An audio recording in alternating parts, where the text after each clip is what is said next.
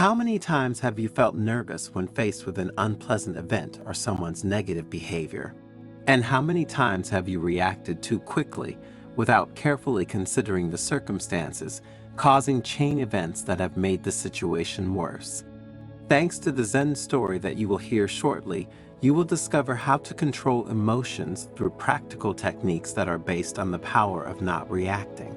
So stay until the end because you will understand how to live certain situations peacefully. But before continuing, if you haven't already done so, subscribe to the channel, activate notifications, and share the video. These small gestures will help us produce new content for your spiritual growth every day.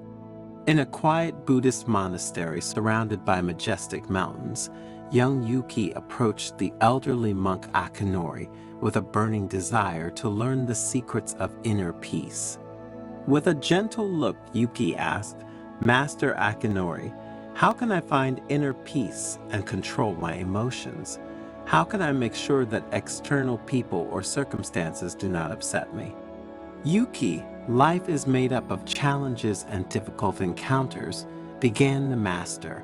"And when you find yourself in a delicate situation in which someone makes you angry or provokes you, emotions can overwhelm you like an impetuous wave. But like a gardener takes care of his plants, we can cultivate our inner garden to face these storms and protect ourselves from the most negative emotions." Akinori, noticing how the young woman was calmly accepting his first words, continued, "Today I will teach you 8 techniques which, like precious tools enclosed in the trunk of wisdom, will help you not to be overwhelmed by emotions. When you learn to apply them, you will be like a captain steadily steering his ship through the rough waters of life. Think of each of these techniques as a beacon that will guide you to calm and clarity." With a confident look, Akinori invited Yuki to immerse herself in this journey of self-exploration and emotional control, with the promise that each technique would be a light in her search for inner peace. But before going into detail about these techniques, Akinori smiled and began to tell a story. Once upon a time, in a small village, there was a farmer respected by all who governed his small agricultural land with extreme wisdom. The farmer one day decided to visit a nearby fishing village he had heard about. The village chief, they had told him, was known for his calm and wisdom in difficult moments. When the farmer arrived at the fishing village, he was welcomed with respect and honor. During his stay, the farmer noticed a small mishap, a fishing boat that had been damaged during a storm. The leader of the fishermen, without losing his temper, faced the situation with calm and determination. The farmer, struck by his reaction, asked him, "How do you keep calm in the face of adversities that could damage your work?" And the leader of the fishermen replied, "True strength, real power, lies in not reacting impulsively. Anger and frustration do not repair boats or solve problems. It is in calm that we find the clarity to face challenges." Akinori interrupted the story, looked Yuki in the eyes, and added, "This ancient parable teaches us that the power to control emotions lies in our reaction to events.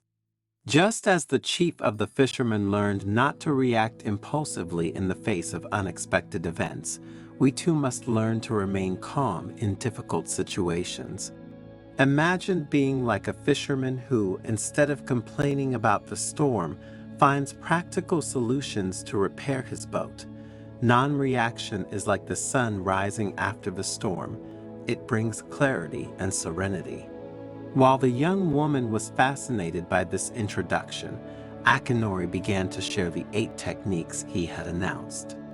"The first technique you need to bring with you," said the master, "is to explore your emotions by asking yourself key questions. When you feel overwhelmed by emotions, or when someone tests your patience, become a curious investigator of your soul. Ask yourself questions like a detective working to unravel mysteries. Ask yourself, why am I going through these negative emotions? What is really bothering me? and let your exploration uncover hidden answers. Sometimes you will find that things are not as you initially thought, and the solution will open up before you. The second technique is to visualize your mind as a magic box. When tumultuous emotions roll in like raging waves, retreat into your magic box. Imagine gently closing the lid, creating a protected space where you can find calm. It's like hiding momentarily in your magical refuge to face the storms with wisdom after reflection. The third technique I want to teach you is to create mental anchors that illuminate your mind. When something or someone disturbs you, return your mind to moments full of joy and positivity. The memory of those moments will help calm you, giving you the chance to think carefully before acting. So when emotional storms rise, think of the positive moments as if they were beacons that illuminate your life. See them as points of reference, like solid rocks in a troubled sea, and you will find peace. The girl, grateful for the teachings she was receiving, smiled at the monk and nodded, making him understand that she was ready to listen to the other techniques. The fourth tip I want to pass on to you, Akinori said, is to imagine life as a dance floor. Imagine dancing in the rain of challenges. Each step is a harmonious movement, like leaves dancing in the wind. Life is your dance floor, and every difficulty is a step. Accept each step as part of a dance, an opportunity for personal and spiritual growth. The monk continued very technically. When the emotions within you are agitated, visualize a box containing your breath. Breathing in for 4 seconds and breathing out for another 4 seconds, imagine filling this box with calm, emptying it of nervousness and stress. Think of the breath as if it were a key that opens the box of serenity, allowing you to face the situation in front of you with greater clarity. The monk's sixth suggestion was to use silence as a tool to regain mental tranquility. Imagine walking in a Zen garden full of serenity. Silent reflection is like pausing in this garden before responding. So before uttering words impulsively, immerse yourself in this inner garden. Your response will be like a stone falling calmly into a pond without creating tumultuous waves. Cultivate gratitude like a gardener takes care of the most precious flowers he has in his garden, said the monk, introducing the seventh technique. Imagine that every thought of gratitude is a flower blooming in your heart.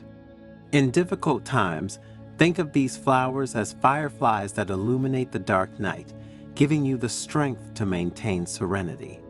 Akinori's eighth suggestion was to live in the present, listening to others without making judgments. Imagine the present as a vast open sky, without clouds of judgment or worries related to the past or future. Being present with love means immersing yourself completely in the current moment, embracing every detail with an open heart and acceptance. It's like becoming the guardian of this inner sky, observing every thought and emotion with kindness, rather than criticizing or judging. This practice requires a loving awareness of what is happening in the present moment, without being enslaved to our past experiences or anxieties about the future. Being present with love allows us to truly listen to others, to understand the nuances of a conversation, and to respond with empathy rather than reacting impulsively. It is a conscious way of living, an art that allows us to connect with our true self and with the world around us with an open and loving heart, without judgment, without preconceptions. After learning Akinori's valuable techniques to master the art of not reacting and controlling emotions, Yuki felt that the monk's wisdom had opened a new path to her inner peace. The young woman realized that true strength lay in the ability to remain calm in the face of emotional storms, just as the fisherman leader had handled his damaged boat with composure without panicking. But what is the moral of this story? That in the art of not reacting impulsively, we find a powerful tool to face life's challenges and people who test our patience.